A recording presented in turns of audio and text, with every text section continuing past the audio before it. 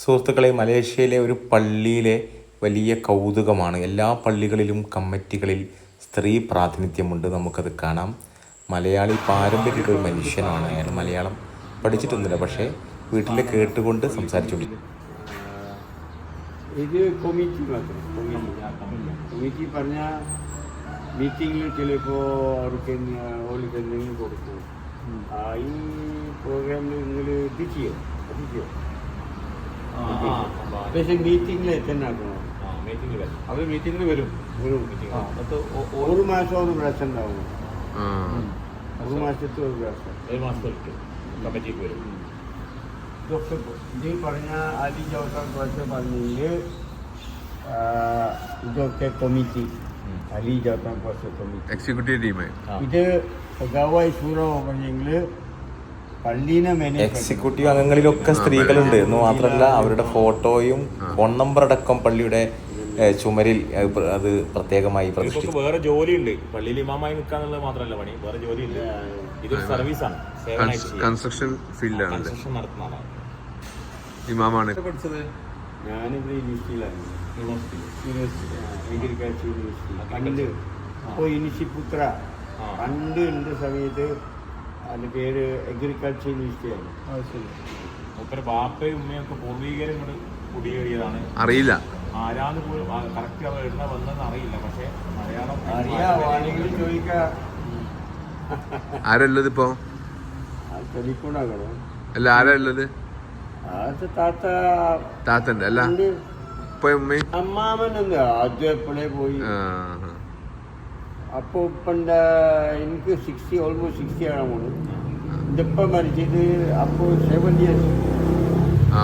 എൻ്റെ വയസ്സ് എത്ര കൊല്ലായി മരിച്ചത്. ഇവിടെ ഈ മിങ്കു സത്തുവിലെ ഫസ്റ്റ് എത്ര ഞമ്മക്ക് കിട്ടിയിരുന്നു. പിന്നെ ഇവിടെ അറിയോ ആ കായൊക്കെ കൊടുക്കാൻ പോയി. അപ്പൊ അവർ നോക്കിയെങ്കിൽ അത് ചെലവായി. പിന്നെ മതിയാവൂടല്ലോ, എന്തെങ്കിലും ചെയ്യണോ കായ് കൊടുത്തു. അവർക്കറിയോ ഒരാളുണ്ട് എപ്പോഴും ആ കായ് കിട്ടും. ഇലക്ട്രിസിറ്റിന്റെ ബിൽ അയാൾ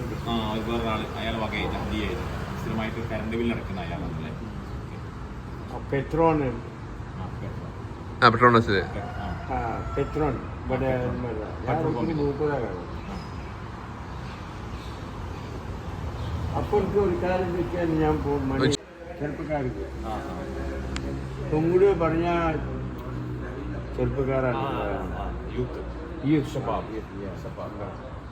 പള്ളി കമ്മിറ്റിയാണ്. പള്ളി കമ്മിറ്റി ആളുകളുടെ അംഗങ്ങളുടെ ഡീറ്റെയിൽസ് വിശദീകരണങ്ങൾ കൊടുക്കും. സ്ത്രീകളുടെ പ്രതിനിധികളുണ്ട്.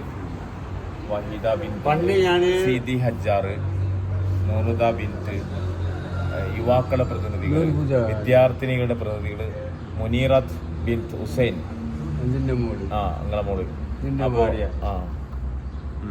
അങ്ങനെ പലരും കൂടിയതാണ് പള്ളി കമ്മിറ്റി. ഞാൻ ഇവിടെ ഇമാമ, അപ്പുറത്ത് കൂടി ഇമാമാണ്. പിന്നെ സുബിക്ക് പിടിക്കും, പള്ളി കമ്മിറ്റി പുരുഷന്മാര് മാത്രമല്ല, സ്ത്രീകളും കൂടി ഉള്ളതാണ് പള്ളി കമ്മിറ്റി. പുരോഗമന പ്രസ്ഥാനങ്ങളൊക്കെ ഒരുപാട് പഠിക്കാനുണ്ട് ലോകത്തുനിന്ന്. പുരോഗമനം തന്നെ ഒരു പെണ്ണിനെ പോലും കമ്മിറ്റിയിൽ എടുക്കാതെ പുരോഗമന പ്രസ്ഥാനം അറിയപ്പെട്ടിരിക്കുകയാണ്. വലിയ പരിഷ്കരണവാദികളാണ്, നവോത്ഥാനവാദികളാണ്. അപ്പോൾ ലോകത്തെല്ലാവർക്കും സ്ത്രീകൾക്കൊക്കെ വലിയ പരിഗണന ഉണ്ടായിട്ടുണ്ട്. ഇതെന്ത് പ്രസംഗത്തെ മാത്രമേ പരിഗണന ഉള്ളൂ, പ്രവൃത്തിയിലില്ല എന്നുള്ളതാണ്. അപ്പൊ അത് മലേഷ്യയിലെ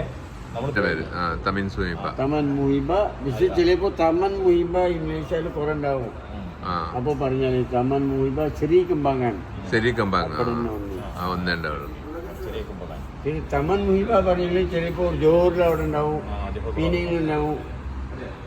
അത് വെറുതെ പേരാണ്, സ്ഥലത്തിന്റെ പേര് തന്നെ. ഡിസ്ട്രിക്ട് നമ്മള് സ്ത്രീകളെ പള്ളിയിൽ പോണ്ടേ തർക്കിച്ചുകൊടുക്കുക. പള്ളിയിൽ പോകാൻ സ്ഥലത്ത് മാത്രമല്ല, അവർ കമ്മിറ്റിയുടെ ഭാഗമാണ്, അവർ നടത്തിപ്പുകാരാണ്. കുട്ടികളുടെ പ്രതിനിധികള്, വിദ്യാർത്ഥികളുടെ പ്രതിനിധി, സ്ത്രീകളുടെ പ്രതിനിധികള്, വിദ്യാർത്ഥിനികളുടെ പ്രതിനിധികളുണ്ട്. പുതിയ സംഭവമല്ല, പാരമ്പര്യമായിട്ട്